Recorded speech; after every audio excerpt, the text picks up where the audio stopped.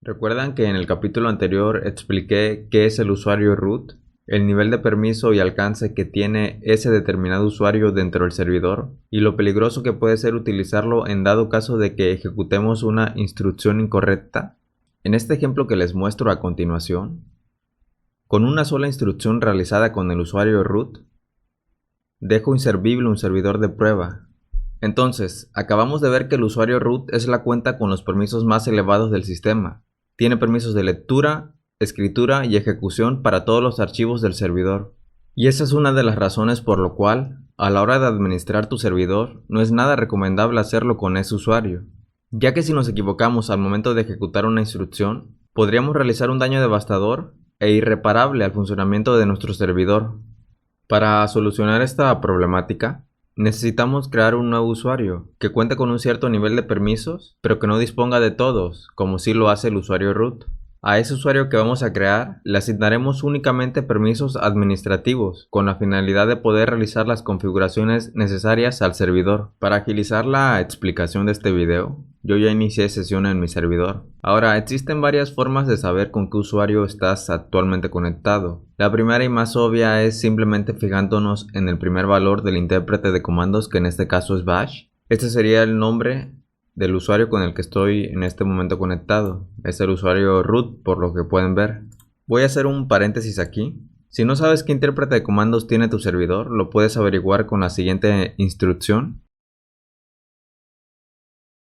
La siguiente salida nos indica el nombre del intérprete de comandos, que como les comentaba hace un momento, en mi caso es bash.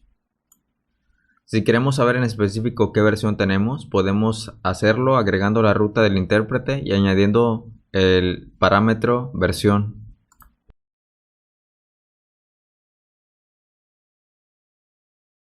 Y si todavía ustedes son de los que les gusta estudiar y no quedarse con la duda, pueden leer la documentación completa del intérprete de comandos bash, tan solo escribiendo el comando man, el cual hace referencia a la interfaz de los manuales del sistema, seguido del nombre bash.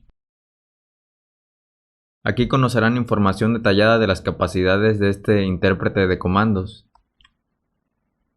Por otro lado, si quieren saber qué tipo de terminal están utilizando, lo pueden consultar de la siguiente manera. Recuerden que una terminal y un intérprete de comandos no es lo mismo. Bien, después de este no tan breve paréntesis, volvamos al tema principal. La segunda manera de saber qué usuario estoy utilizando es con el comando whoami, el cual nos imprime en salida el nombre de nuestro actual usuario. Visto lo anterior, es el momento de crear el que va a ser nuestro usuario principal de ahora en adelante. Para eso escribimos el comando add-user, seguido del nombre de usuario que ustedes quieran poner. En mi caso será nst. Lo primero que nos pide es que ingresemos una contraseña para ese usuario. Asegúrense que su contraseña sea fuerte, combinando letras, números y signos, pero también es importante que no se les vaya a olvidar. Confirmamos la contraseña que acabamos de establecer. Y listo, nos dice que el password del usuario se actualizó correctamente. Lo siguiente que nos pregunta es si deseamos completar la información del usuario que acabamos de crear. Información como nombre completo, número del trabajo, número de casa, etc. Si ustedes tienen que administrar un servidor con muchos usuarios, sí les recomiendo que llenen esta información, ya que podrían confundirse entre tantos usuarios. Pero si están en la misma situación que yo, que por el momento solamente voy a utilizar un usuario, no lo veo necesario llenar toda esta información, así que simplemente voy a dar enter en todas las opciones para dejar la información en blanco. Y ya como último paso nos pregunta si la información que acabamos de ingresar está correcta. Agregamos una Y para indicarle que sí. Y listo, el usuario se terminó de crear. ¿Y cómo sabemos que el usuario se creó en el sistema si no lo vemos? Bien, voy a limpiar la consola primero antes de explicar. Primero quiero que verifiquemos en qué directorio estamos. Esto nos indica que estamos en el directorio del usuario root, pero quiero que se fijen en algo. Antes del directorio del usuario root tenemos una barra en diagonal que hace referencia al directorio raíz de todo el sistema. Si nos movemos hacia el directorio raíz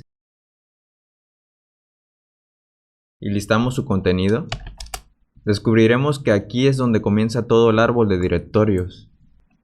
Todos los directorios padres del sistema se encuentran en esta ubicación. Cada uno cumple una o varias funciones dentro del servidor. No los voy a explicar todos por motivos de tiempo, pero sí podemos leer a detalle para qué sirve cada uno de ellos. Otra vez nos vamos a ayudar de la interfaz de manuales man, seguido de la instrucción year.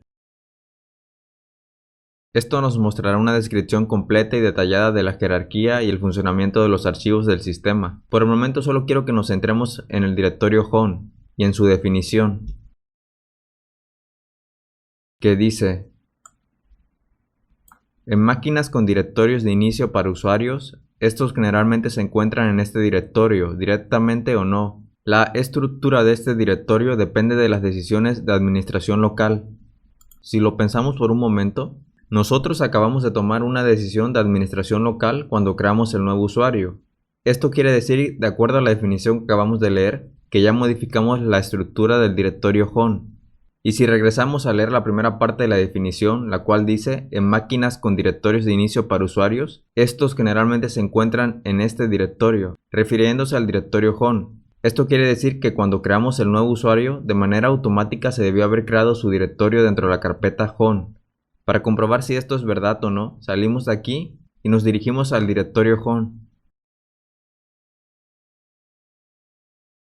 Listamos su contenido y veremos que sí se creó la carpeta principal del nuevo usuario que acabamos de crear, tal como lo dice la documentación que recién leímos. Ahora, ¿cómo cambiamos o cómo utilizamos el usuario que creamos? Ya que por el momento, si verificamos, seguimos utilizando el usuario root. Muy fácil, utilizamos el comando su seguido del nombre del usuario que queremos utilizar. Y si volvemos a verificar, observaremos que ya cambiamos de usuario. Lo único que faltaría sería otorgarle permisos administrativos a este usuario, ya que por el momento no los tiene. Por ejemplo, si yo ejecuto una instrucción que requiera de permisos administrativos, como podría ser actualizar el sistema, nos dirá permiso denegado, lo que significa que no tenemos los suficientes permisos para llevar a cabo esta operación. Así que vamos a solucionarlo. Primero regresamos a utilizar el usuario root y corremos la siguiente instrucción.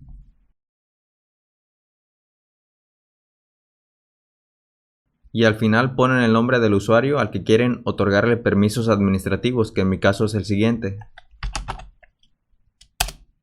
Regresamos a utilizar el usuario para comprobar si ya contamos con permisos administrativos. Para probar, otra vez vamos a intentar actualizar el sistema, pero ahora agregamos el comando sudo al inicio de la instrucción.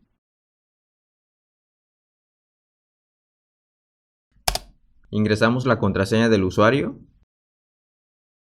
y presionamos la tecla Enter. Y como observan, debido a los permisos administrativos que acabamos de otorgarle a este usuario, ya podemos llevar a cabo esta operación. Ya saben, si son autodidactas y quieren conocer a detalle los comandos que usamos en este video, lo pueden hacer con la interfaz de manuales de página llamada man, seguido del nombre del comando.